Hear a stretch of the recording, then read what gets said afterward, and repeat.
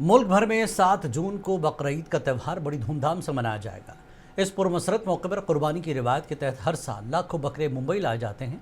इस साल भी तकरीबन 1,60,000 से 1,75,000 बकरे कुर्बानी के लिए मुंबई पहुंचने की उम्मीद है। ये बकरे बुनियादी तौर पर राजस्थान, गुजरात और मध्य प्रदेश और महाराष्ट्र जैसी रियासतों से मुंबई ला जाते हैं। इस भारी ट्रैफिक और इंतजामात को मद्देनजर रखते हुए बीएमसी ने वसी इंतजामात किए हैं। जैसे कि हर साल की तरह सर मुंबई महानगर पालिका की तरफ से जो भी बकरे आते हैं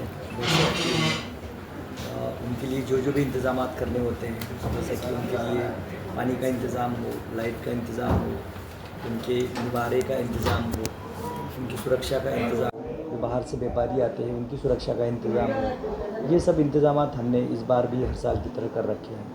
2 सालों से अगर देखिए हमने तो उसका जो एवरेज होता था तकरीबन 1,65,000 से 1,75,000 तक होता था हमारा। इस बार भी वही उम्मीद है।